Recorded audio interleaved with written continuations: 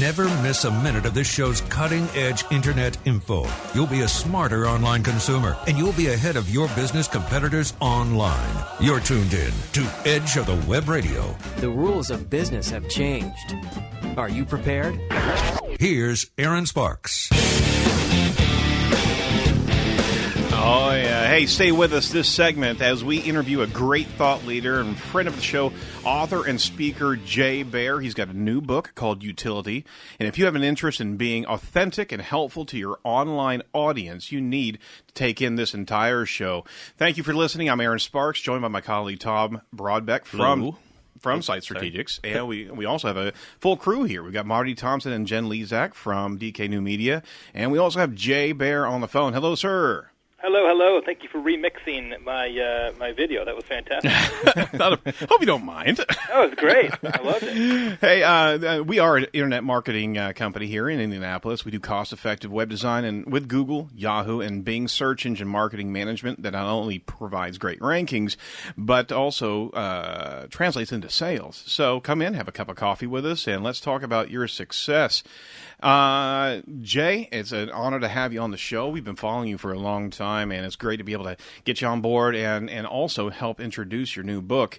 Welcome. Thank you. Thanks very much. Book is doing great.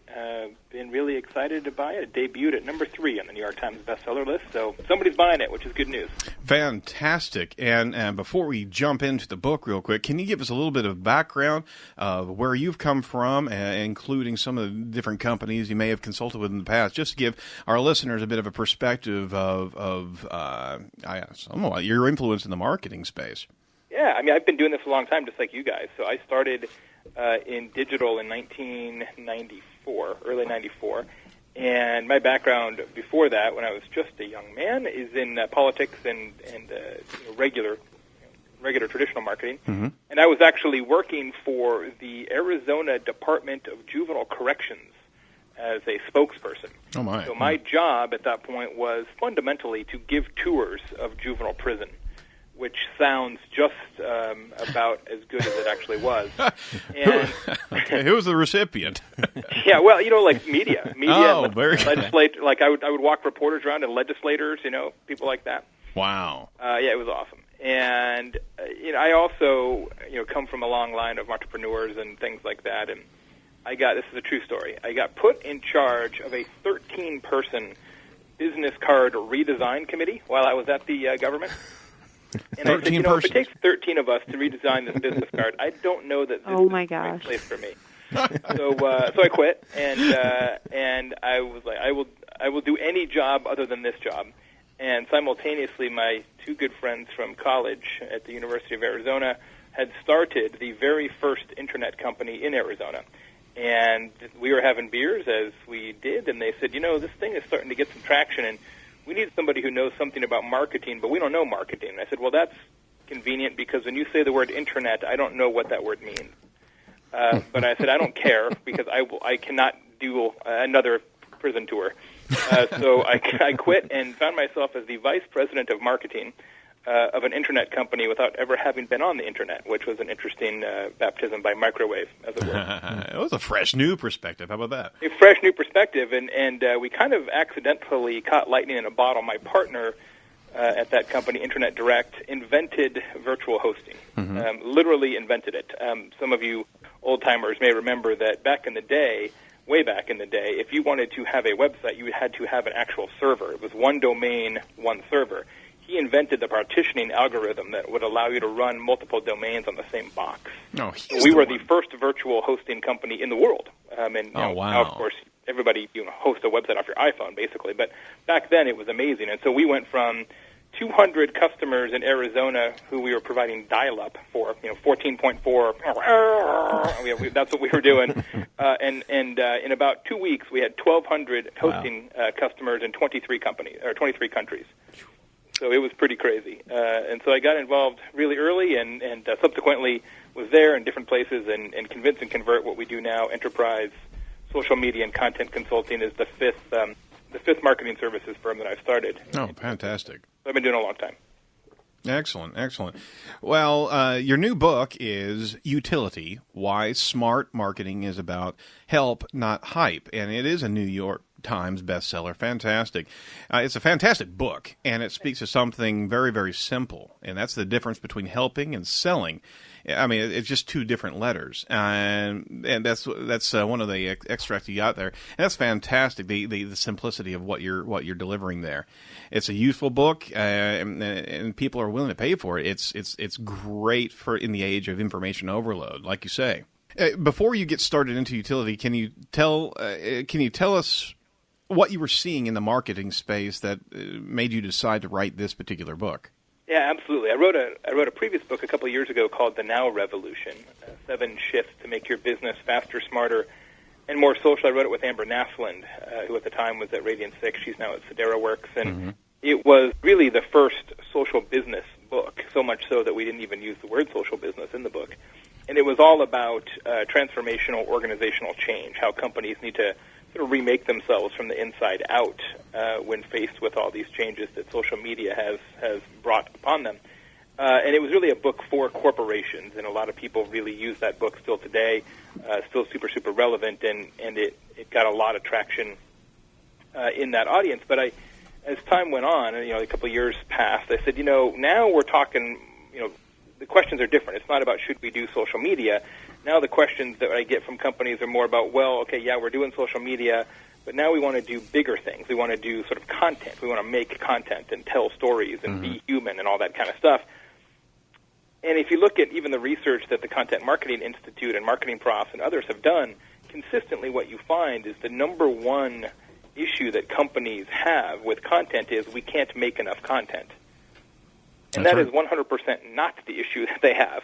The real issue is that why are you creating this content, right? Are you just firing bullets off into the air for the hell of it? And that's what I found, through my consulting practice and just speaking and talking to people. I found a lot of people being very enthusiastic about content as an activity, but not very wise about content as a strategy. No, they were told we had to create a reason. We had to create a strategic scaffolding of why you're making this content. And that's how I came up with the book. Excellent. Jay, do you get questions like, or have you gotten questions in the past like, how much content do I need to create to get, X number of conversions, and what type of content should that be? In other words, to your point, there's this assumption that, if I simply dial in the correct amount and types of content, that I'll get an expected output. And I have my own personal opinions about that, but I wanted to get yours. I usually get those as two separate questions, Marty. I get the question of how much content do I need? And in fact, I answered that question with a blog post last week and kind of put together a formula of it's the number of personas you have times the number of stages in your sales cycle times the number of questions that need to be answered to move people to each stage. So I get that question a lot. How much content do I need? And then I get the how do I know whether or how content converts? I never get those coupled. Only super smart people like you would say that. So I get the how do I know if this works? And the reality is that content. Let me say this in a better way. I will paraphrase this from Gary Vaynerchuk. The problem with marketing today is that everybody wants to be a hunter and nobody wants to be a farmer.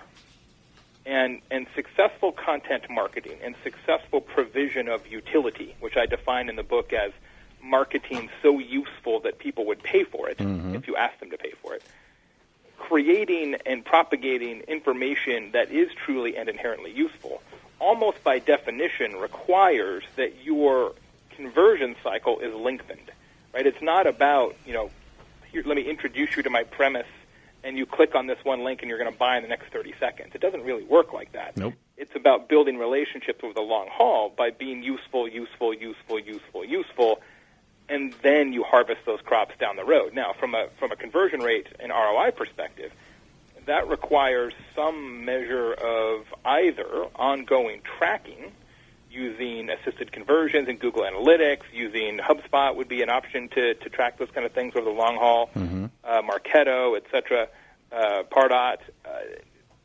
or you have to do something else and do some sort of correlation studies or surveys of your customers to say, hey, we know you bought Twizzlers, thanks.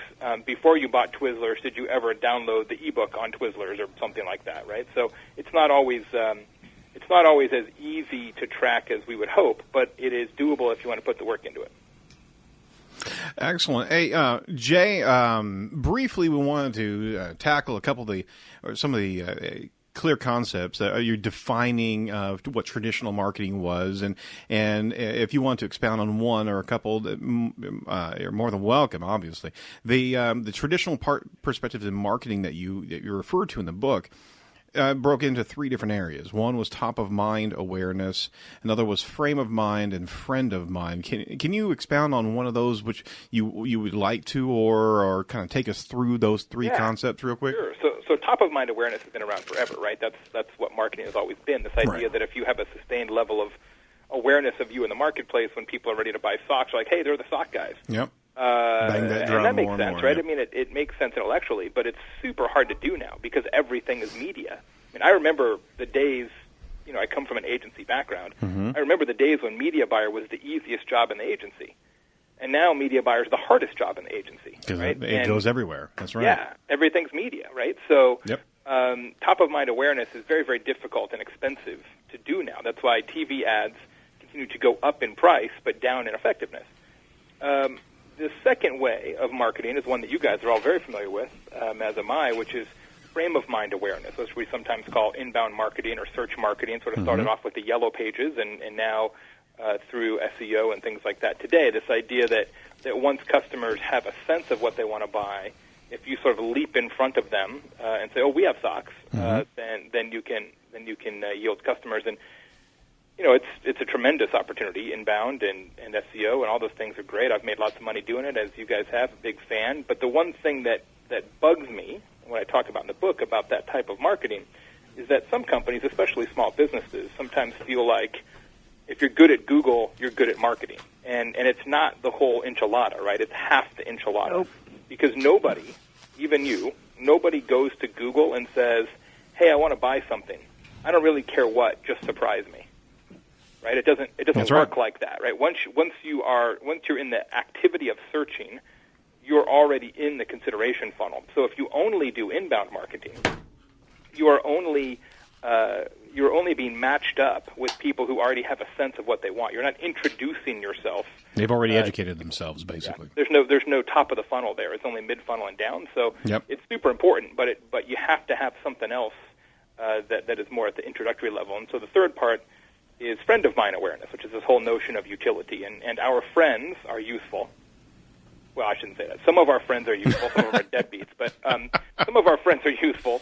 And those people, we know what they're good at, right? Mm-hmm. Everybody has a friend who's good at fixing stuff. Everybody has a friend who has a truck who helps them move. Everybody has a friend who's a foodie who makes good restaurant recommendations.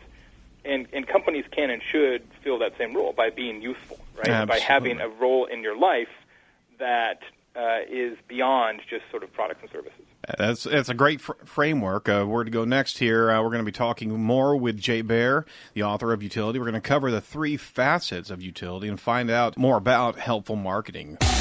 You're listening to Edge of the Web Radio with Aaron Sparks. We're online with exclusive podcasts, the latest web news, and links at edgeofthewebradio.com.